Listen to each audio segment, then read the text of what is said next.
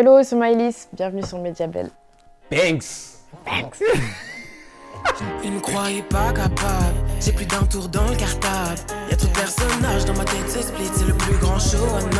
La stratégie est en marche, et je m'en sais, ils enragent. Je suis potentiel, l'artificiel, moi tu partages. Pas besoin de me droguer, t'es ma source d'inspiration.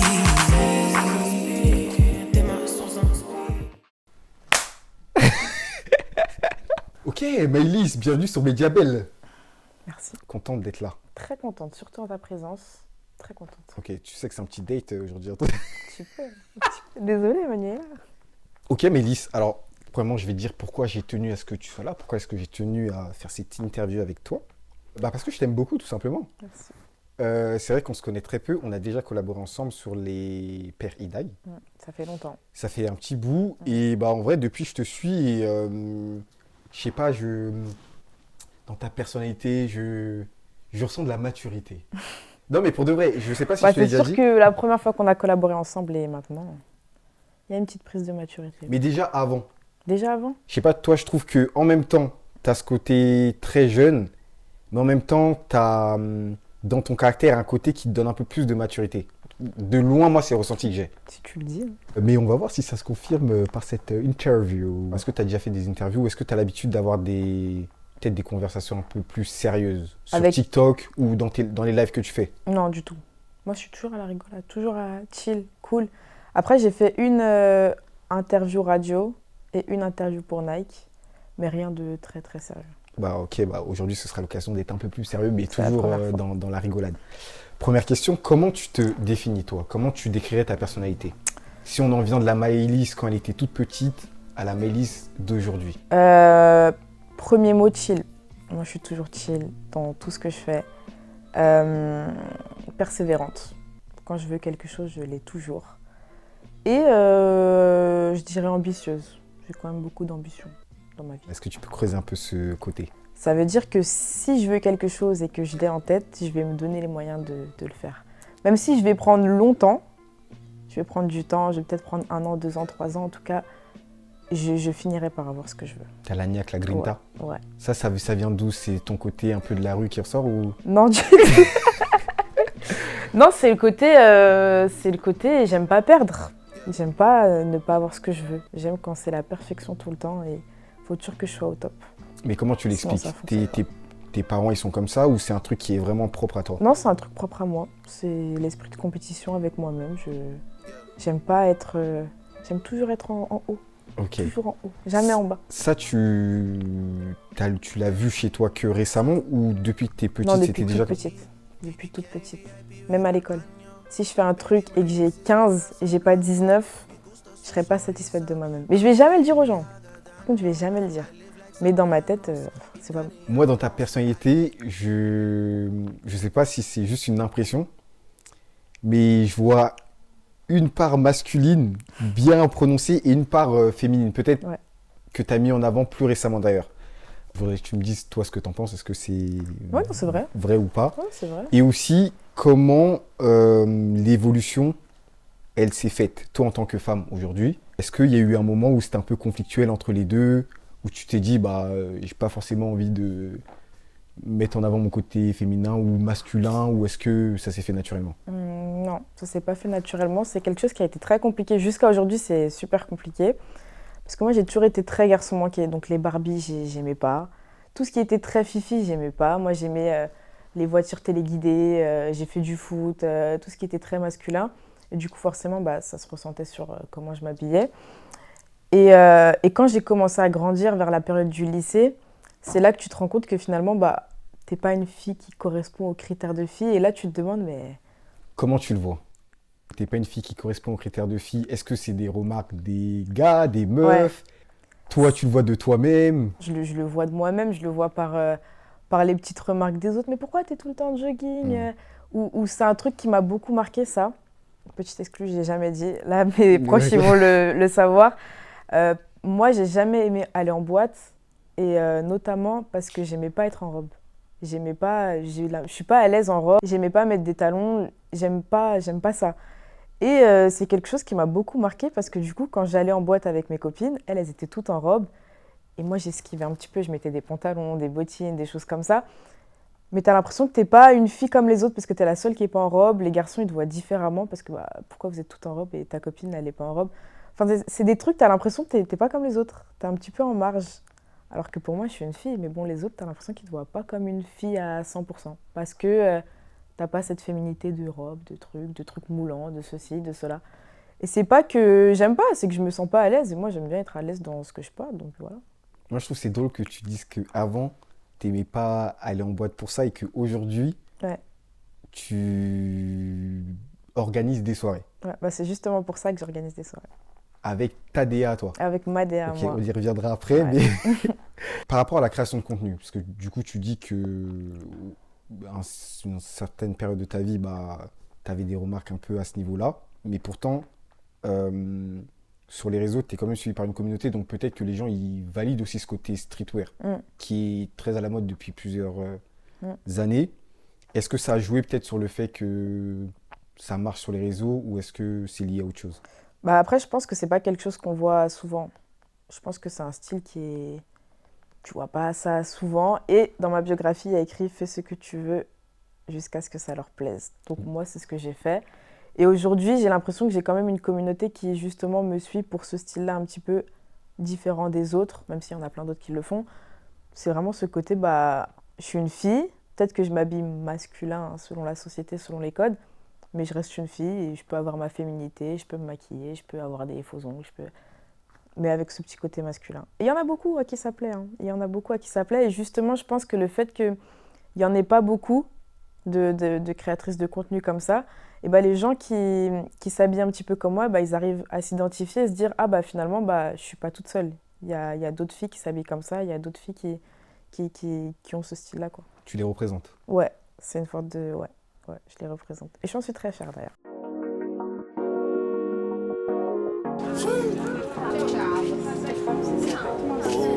I'm up to something, I had to jump in. On the streets, double dutching. Hey, why you frontin'? You deserve a piece of nothing. Checking goals off the list. Tell them hoes I don't miss. We done rose out there, bitch. Don't impose. Concernant la création de contenu, j'aimerais un peu retracer ton parcours, comment tu as commencé, pourquoi tu as commencé, quand tu as vu que ça a marché, comment tu as réagi, comment ta famille a réagi, ton entourage a réagi. Et aujourd'hui, comment ça se passe pour toi? Enfin, comment tu vois la création de contenu? Est-ce que c'est un métier à plein temps ou est-ce que c'est un passe-temps? Moi, la création de contenu, depuis toute petite, je suis une petite de la génération YouTube. J'ai toujours regardé YouTube, j'étais passionnée par YouTube, j'avais une petite caméra, je faisais des podcasts à l'ancienne. Et tu regardais et tu produisais déjà? Ouais, quand j'étais toute petite. Je sais pas où sont les vidéos, mais j'ai fait en tout cas. C'était qui tes youtubeurs Gloria, les trucs basiques, hein, Gloria, Cyprien, Sullivan, Paola, plus tard et tout. Toute cette petite team-là. Et puis, ça allait de soi, j'ai commencé à poster sur les réseaux. Et moi, j'aimais pas forcément le côté fame, on me reconnaît dans la rue et tout, mais plus le côté, t'as une petite communauté à qui tu peux parler, avec qui tu peux interagir, ce genre de choses. Du coup, j'avais commencé Instagram. Mes parents, ils m'ont cramé. J'étais petite à l'époque, 13 ans. Ils m'ont tout supprimé, punition, ceci, cela. 1 an après, j'ai recommencé, ils m'ont repuni. La troisième fois... tu faisais ça en sous-dessous. Ouais, la troisième fois, ça avait déjà pris de l'ampleur. Je crois que j'avais un compte qui avait déjà... Enfin, de l'ampleur. Voilà. J'avais genre 2000 abonnés et quand je leur ai dit, ils m'ont dit, c'est bon, 1 fois, 2 fois, 3 fois, peut-être que c'est vraiment ce que tu as envie de faire. Je leur ai expliqué, ils m'ont dit, go, tant que c'est structuré, que tu sais ce que tu fais, tu as la tête sur les épaules, vas-y. Et puis après, c'est comme ça que j'ai commencé. Je postais mes petites photos, ça prenait. Et puis arrive le moment où je rencontre mon ex-copain. On commence à faire quelques photos ensemble et c'est là que ça a décollé. Sur les réseaux, j'ai l'impression que les choses qui marchent le mieux, c'est l'amour. Ouais. Toi, tu valides? En tout cas, dans ce que tu me dis, c'est vraiment le truc qui t'a propulsé sur les réseaux. Ouais. Ouais, c'est le truc qui me... Moi-même, je consomme ça, donc... Comment tu l'expliques? Je sais pas, peut-être qu'on s'identifie à ça. En fait, c'est des choses par lesquelles on passe tous, ou c'est des choses que l'on rêve tous, en tout cas. Tu vois une photo à l'époque, j'avais 16 ans, avec son copain, elle a 17 ans, ils font des photos, enlevées, petits bisous. Tout le monde rêve de ça quand t'es petit, tu dis, moi aussi je veux, donc c'est pour ça que je pense que ça fonctionne. Est-ce que t'en as joué quand tu as vu que ça faisait réagir? Ou est-ce que c'était naturel? Est-ce que... Non, au début, on n'en a pas joué. On n'en a jamais joué d'ailleurs, parce qu'au début, c'était très naturel. C'était juste vraiment deux petits amoureux de 16 ans qui se prennent en photo, qui partagent, ils sont trop contents d'être amoureux, ils mettent sur les réseaux, et puis voilà. Et puis quand on a vu que ça a pris de l'ampleur, on s'est dit, ah, il y a peut-être un truc à faire. Et on n'en a pas joué, mais on l'a professionnalisé. On a commencé à organiser des shoots un petit peu plus pro, des DA, des choses comme ça, et ça plaisait. Donc on a Justement, en parlant de ça, est-ce que, niveau opportunité, ça ouvre des portes? Par exemple, est-ce que tu considères que les marques aujourd'hui, ou est-ce que toi, ça t'est arrivé d'avoir des propositions de collaboration à deux? Ouais, énormément, on en a eu beaucoup. On en a eu pas mal, parce qu'il y a pas mal de campagnes couples, pas mal de campagnes ouais, à deux. Ouais, on en a eu pas mal, et puis même quand t'as un binôme, il y a tout un mood autour du binôme, les gens ils te suivent pour ce binôme, donc forcément les marques elles accrochent à ça et elles veulent toute la communauté qui va avec le binôme. Peut-être par rapport à la fidélité aussi, à Ouais, l'engagement c'est que ça, ça en peut fait. créer, parce que des personnes avec qui tu restes souvent, avec qui tu as des projets souvent, les Niakat, Ouais. votre team, comment tu les as rencontrés? Aujourd'hui, quel regard tu as sur l'amitié aussi? Surtout quand vous avez un groupe de créateurs de contenu. Est-ce que ça vous a unis? Les Niakat, pour ceux qui ne savent pas, il y avait mon ex, Mathis à la bâtisse, Julia, Sarah et Warren. Et je sais même pas trop comment on s'est rencontrés. Julia, je sais qu'elle habite dans ma ville. Mathis, du coup, c'était mon ex. Et Warren, c'était l'ami de Julia et de Mathis. Du coup, ça a fini par faire un groupe. Et ça n'a jamais été un groupe de créateurs de contenu. On se retrouve pour faire des vidéos ensemble. Par intérêt. Non, vraiment loin de là. À la base, c'était un groupe qu'on avait sur Instagram et on s'envoyait nos photos, on se donnait des avis. Et au fil du temps, on a créé des vrais liens d'amitié en dehors des réseaux. Et aujourd'hui, on est des vrais amis qui se soutiennent, qui s'entraident dans nos projets. Et si j'en suis là aujourd'hui, c'est grandement grâce à eux parce que on a tout fait ensemble. Et jusqu'à aujourd'hui, on fait tout ensemble, on monte ensemble, on mangera ensemble. Et voilà. Ok, aujourd'hui, quel regard tu as par rapport à tout ça? Est-ce que tu considères que les réseaux, ça t'a apporté beaucoup dans ce que tu fais aujourd'hui? Tu fais de la création de contenu à plein temps? Non, je suis étudiante. En Également. En marketing digital, ça va de soi. C'est lié. C'est lié. Ok. Est-ce que tu vas en faire ton métier? De base, c'était un passe-temps. Et puis après, ça a pris de l'ampleur parce que tu as des collabs, tu as un rythme à tenir, tu as une communauté qui t'attend.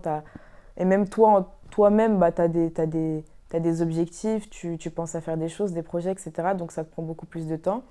Et moi, j'ai l'école à côté. Et j'ai la création de contenu. J'ai d'autres choses à l'extérieur aussi. Mais c'est quelque chose qui maintenant me prend énormément de temps. Je dirais peut-être 60% de mon temps. Ouais, 60% de mon temps. C'est-à-dire que la première année d'école supérieure, je partais, tu sais, les petits intercours là, où tu avais 5-10 minutes de pause. Avec Warren, on filait à l'extérieur de l'école pour prendre des photos.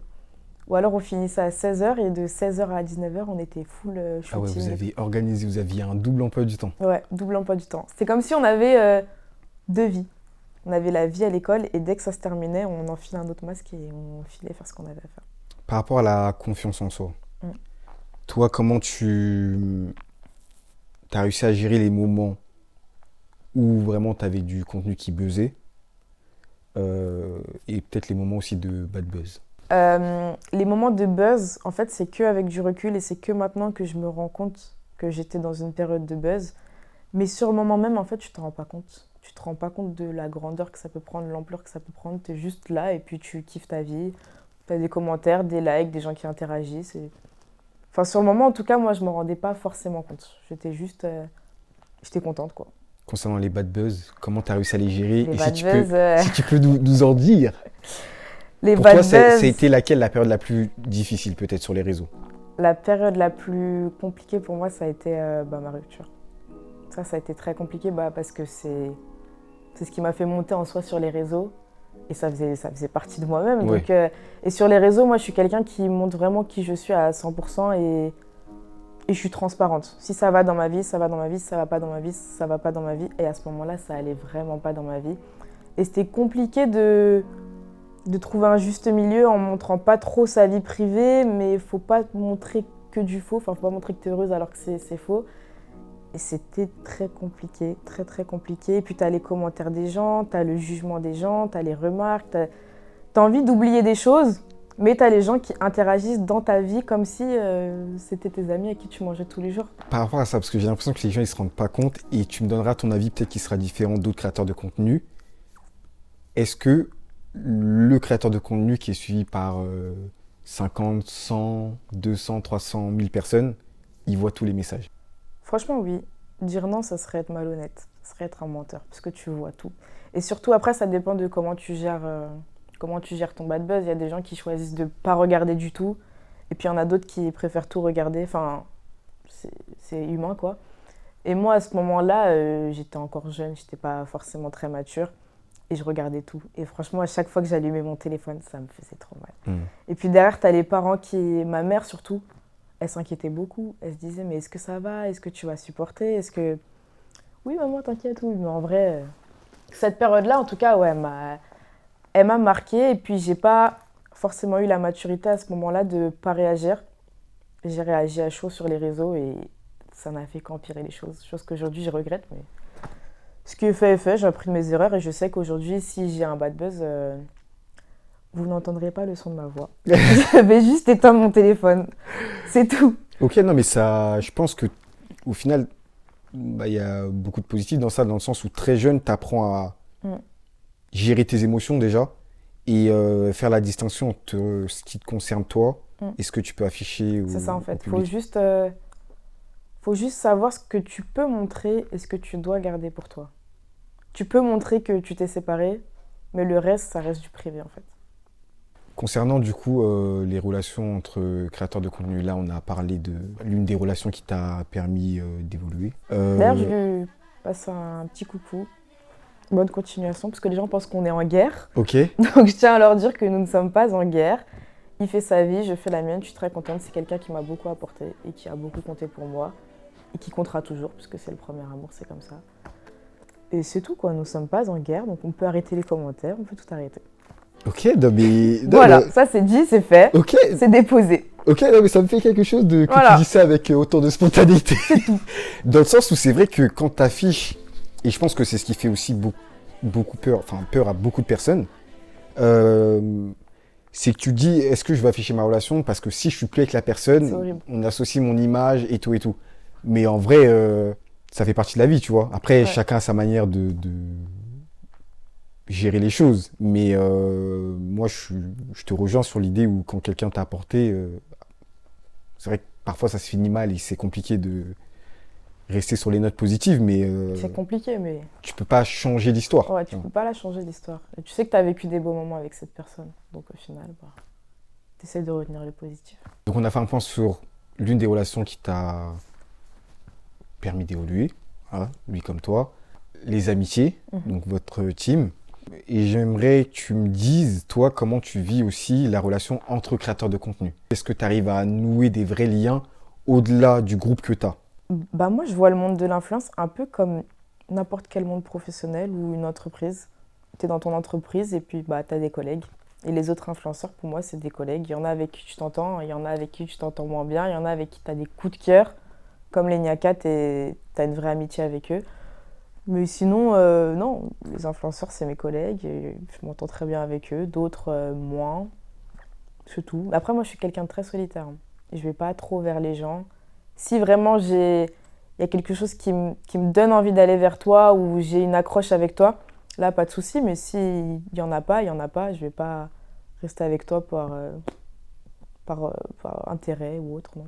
Voilà. En parlant de collègues, j'aimerais faire un point aussi sur ton agence, Sony. Ouais. C'est ta première agence? T'as toujours été chez Première. Sony? Moi, je suis une vraie complicité, notamment avec le directeur. Ouais.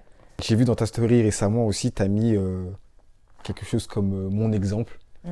Et je sais que tous les créateurs de contenu n'ont pas la chance d'être dans des bonnes agences et d'avoir des bonnes relations avec ceux qui les représentent, les agents. Comment on parvient à avoir ce genre de relation avec Bah, son agent? moi, ça fait. Bah, j'ai signé hier, j'ai re-signé hier, ça fait 3 ans maintenant que je suis Prolongation chez de contrat. eux. Ouais. Du coup, ça va faire 3 ans maintenant. Et le critère numéro 1 pour laquelle j'ai signé dans cette agence, c'est parce que c'est une agence qui est très familiale. Il n'y a pas beaucoup d'influenceurs, on est très peu. Et du coup, tu as cette impression d'être dans un petit cocon familial où vraiment on s'intéresse à toi et tu n'es pas uniquement un produit marketing qu'on te vend comme ça, non. Ils s'intéressent à toi, ils prennent de tes nouvelles, on apprend à connaître l'histoire de chacun. C'est vraiment une petite famille, on évolue ensemble. Et puis j'ai cette relation particulière avec eux parce que je suis arrivée, j'avais 15 ans, j'avais 16 ans, je crois, un truc comme ça. J'avais 25 000 abonnés, j'ai un style un peu particulier. Et ils m'ont fait confiance. Et dans ce milieu-là, à cette époque-là, il n'y avait pas forcément il y avait pas de gens typés, il n'y avait pas de diversité. C'était toujours les mêmes profils. Et eux, ils ont su me faire confiance, ils ont su créer un projet avec nous. Et du coup, ça fait qu'aujourd'hui, on a cette relation où je les aime beaucoup. Je leur fais un gros bisou. Est-ce que tu peux nous expliquer un peu comment ça se passe niveau business? Est-ce qu'ils prennent un pourcentage? Est-ce qu'ils ont le droit de dire non pour tel projet ou telle proposition? Est-ce que c'est toi qui décides qui a le dernier mot? Comment ça se passe, par exemple, demain, si tu as une proposition intéressante et que, supposons, toi tu veux, eux, ils veulent pas? Ok. Une agence, c'est simple. Une agence, elle s'occupe de démarcher et négocier tes contrats. Donc, dans un premier temps, il y a ta boîte mail par laquelle les marques peuvent te contacter et te proposer des collaborations. Donc ça veut dire que les marques viennent à toi. Et dans ce cas-là, mon agence, elle s'occupe de répondre, négocier le contrat. Et sur ça, ils prennent 20%, parce que c'est la marque qui est venue d'elle-même à moi. Et ensuite, il y a le côté démarchage, où l'agence démarche pour moi de nouvelles marques. Et sur ça, ils prennent 30%. Voilà, c'est tout. Et puis ensuite, après, ça dépend des agences. En tout cas, dans la mienne, il y a ça. J'ai une commerciale qui s'occupe de toute cette partie, le business, l'argent, etc. Et il y a un autre côté qui est le côté TM. Et là, c'est vraiment pour la personne. Donc, c'est tout ce qui est Maëlys, poste ta collab, Maëlys, faut que tu ailles à tel événement, Maëlys. Enfin, c'est vraiment le côté personnel. Le côté va aussi me motiver, savoir est-ce que tu vas bien en ce moment, est-ce que tu as d'autres projets, est-ce que tu as des objectifs, des ambitions. Enfin, c'est quelqu'un qui t'accompagne au quotidien, talent manager. Et puis ensuite, mon agence, moi, elle propose aussi le pôle artistique. Donc, on a une directrice artistique, on a une photographe qui est à disposition. Dès que tu as envie de faire un shooting ou tu as un projet, ils s'en occupent et ils financent. C'est tout. Enfin, c'est tout, c'est déjà beaucoup. C'est quoi les collabs, les partenariats qui t'ont le plus marqué et pourquoi? C'est Nike, la première qui m'a le plus marqué. Parce qu'en début d'année, justement, avec l'agence, tu as un rapport annuel. Et lors de ce rapport annuel, tu es censé dire ta marque goal, la marque que tu voudrais le plus faire, le plus collaborer. Et lors de ce rapport annuel de cette année-là, justement, j'avais dit Nike. Parce que Nike, quand t'es enfant, c'est Nike, quoi. T'as du Nike, t'es trop content. Et moi, j'avais dit Nike. Et en fin d'année, je m'en souviendrai toute ma vie, on m'appelle, j'étais en cours. Elle m'appelle, mon agent, alors qu'elle m'appelle jamais. Et elle me dit, Maëlys, dans 3 jours, tu vas à Londres, il y a Nike qui veulent t'interviewer. Et du coup, voilà, j'ai été interviewée par Nike. J'ai été égérie de leur paire. C'était une Air Max, je ne sais plus trop comment elle s'appelle. Mais ouais, c'était trop, trop bien. Et puis, il y a Jennifer, parce que j'ai été affichée en magasin. Ça, Ok. Ta famille, tes proches, comment ils réagissent en général quand ça marche pour toi? Ils sont trop contents. Pourquoi? Ma mère, elle suit tout. Toute ma famille suit tout à la minute même. Ils sont contents de me voir évoluer dans quelque chose que j'aime. Et puis, ils sont aussi là, ils sont en grande partie la raison pour laquelle aujourd'hui j'ai autant la tête sur les épaules et que j'arrive à rester concentrée, je suis à l'école, etc. Parce qu'ils sont là pour me cadrer, me dire là tu fais pas bien, là tu fais bien. C'est vrai et je te jure que ça se ressent. Bon après, je pense que ça, je le dis parce que j'ai aussi vu le TikTok de ton père en train de regarder le dernier que tu as posté. Ouais. Mais comme je te disais, moi je ressens beaucoup de maturité, mais je sens que c'est indirectement ou directement lié à ça aussi. Ouais, mes parents ils sont très très présents. Pour te dire, les premières collabs que j'ai eues, ma mère elle voulait pas que je sois rémunérée. C'était une collab rémunérée, hein. Elle m'a dit non, tu prends pas la rémunération parce que c'est de l'argent entre guillemets trop facile et tu vas pas avoir la notion de l'argent. Ils sont vraiment là au quotidien, même quand je fais un achat un petit peu cher, ça passe pas.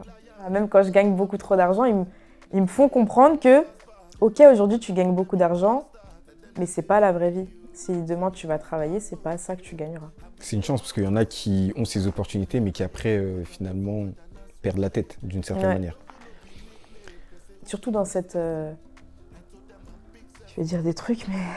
Non, on t'écoute. Dans ce monde-là de l'influence, ça c'est la partie cachée. Mais quand tu rentres dedans, il y a l'envers du décor où c'est vraiment la jeunesse dorée. C'est des gens, c'est des jeunes, les influenceurs ils sont souvent très jeunes, entre 16 et 22 ans, allez. Et ils ont de l'argent très jeune et du coup ça fait que ça crée une jeunesse où tu vois beaucoup de débordements, tu vois de l'alcool, tu vois de la drogue, tu vois des drogues dures, tu vois plein de choses. Et comme tu es très jeune, tu peux facilement être influencé. Et le fait d'avoir ses parents derrière toi qui te disent « Fais attention, tu vas voir ça, mais reste focus, reste sur ta ligne », bah, ça fait qu'aujourd'hui... Mais ça me fait grave penser au mannequinat, ce que tu me dis. Moi, j'ai pu le voir aussi dans le monde de la mode que on te fait signer très jeune pour mettre en avant, soi-disant, une certaine fraîcheur physique. Mais en même temps, il y a la côté psychologique où tu peux très facilement, si tu n'es pas accompagné, te faire influencer et être un pion qui perd son âme, j'irais même Bah, se c'est dire. ça en fait, parce que tu... Après, je dirais pas que c'est compréhensible, mais quand t'es pas accompagné, t'es là, t'as 16 ans, tu gagnes des milliers et des milliers d'euros, bah, tu perds la tête. Tu te dis dans ta tête, t'es waouh, waouh. Tes passions, Maëlys, on a parlé de Nike, les sneakers. Ouais, C'est quelque chose que tu mets beaucoup en avant. ouais, On a vu un peu tes armoires, tout ça, elles sont remplies, hein, rempli. Hein. elles sont remplies. Pourquoi les sneakers et Ouais, les sneakers. Moi, j'ai grandi dans l'univers streetwear, très hip-hop. J'ai grandi dans ça, j'ai baigné dans ça avec ma cousine. Et ma première passion, c'est la danse. Je ne sais malheureusement pas danser. Mais du coup, j'ai beaucoup été influencée par l'univers hip-hop, etc. Et du coup, bah, les sneakers, ça rentre dedans. Et c'est un truc dès petite, j'ai kiffé.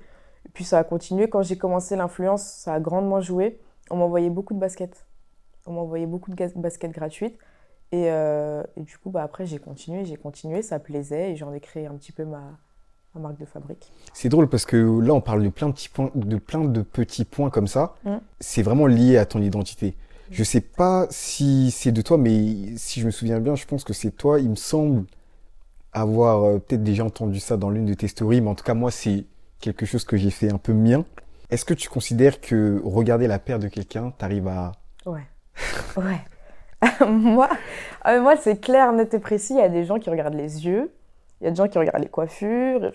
Peu importe. Toi, le premier truc que tu regardes, Chaussures. À partir de ta chaussure, je peux peut-être, potentiellement, décrire ta personnalité. moi, j'avais une paire de mocassins aujourd'hui. Tu m'as dit, Abel, tu mets pas de basket, toi. Tu mets pas... Mais je trouve que les mocassins vont avec toi. Ça colle avec ta personnalité. Pourquoi? Qu'est-ce que tu ça- discernes par le mocassin porté par Abel? Les mocassins, pour moi, c'est quelqu'un de très posé, un peu artistique, qui a une personnalité assez forte, tu vois, parce que porter des mocassins, t'es quand même jeune. Ouais. Donc ça décrit quand même quelqu'un qui a une personnalité, qui a caractère, quoi. Bon discernement. Tu vois? Voilà. Musique. Ouais. La musique, ça fait une part intégrante de ta vie. 95%. 95%. Direct. Comment tu l'expliques? Et je essaie de pas chanter, par contre. Mais ça fait partie de... Je sais pas, la musique, c'est... Alors ça, pour le coup, c'est vraiment depuis toute petite. J'ai toujours écouté de la musique. Et j'ai grandi avec la musique, j'ai baigné dans la musique. Personne ne chante dans ma famille, mais j'ai baigné dans la musique. Et c'est ma manière de m'exprimer à moi. Si je suis contente, je vais écouter une certaine musique. Si je suis triste, une certaine musique. C'est comme ça que je m'exprime. Si j'ai des choses à dire, je suis pas quelqu'un qui m'exprime beaucoup. Mais je vais aller trouver une musique qui décrit exactement ce que je pense pour te le faire comprendre. Une thérapie interne. C'est une thérapie interne. Et c'est pour ça que je dis souvent aux gens, quand je poste des stories avec de la musique, soyez attentifs. Peut-être que derrière, il y a un message. Voilà. Ok. Tu m'as fait découvrir Luigi. Ouais. Que tu partages beaucoup dans ta story. Ouais. Et j'ai vu que vous vous connaissiez tous les deux au festival, fin de festival, ça fait des pics ensemble et tout. Comment vous vous êtes rencontrés? Les connexions? Ouais. On se connaît pas personnellement, mais en fait, à force d'aller à tous ces concerts, j'ai jamais raté un de ces concerts. Bah, il a retenu ma tête. Et puis, je connaissais quelqu'un qui... c'était son cousin. Elle me suivait et du coup, elle m'a dit, bah écoute, c'est mon cousin et tout. Si ça te dit, je peux t'emmener le voir en loge. Et du coup, de là, j'ai été le voir. On a discuté un petit peu. Je l'ai remercié pour ce qu'il a fait pour moi parce que je considère qu'il a été d'une grande aide dans la période justement dont je te parlais où j'étais vraiment pas bien. J'écoutais beaucoup de Luigi, c'est à ce moment-là que je l'ai découvert. Et puis, on a discuté, etc. Et aux Ardentes, on s'est revus. Il m'a reconnu direct. Il a dit « Ah oui, c'est toi, Maëlys ?» Et c'est comme ça que ça s'est fait, la connexion. Moi, je trouve que c'est grave fort que on suive des artistes Ouais. qui nous aident. Bon, on les connaît pas personnellement, mais qui nous aident à un point, à des moments peut-être hyper essentiels Ouais, ou pour le coup, transitoires lui, de... ça a vraiment été ça. Ça a vraiment été... C'était comme... tu sais, quand tu vas mal, parfois, tu vas voir un ami, c'est ton conseiller, c'est ton épaule et il va bien te conseiller. Bah moi, c'était Luigi. J'allumais mon téléphone et c'était ma thérapie.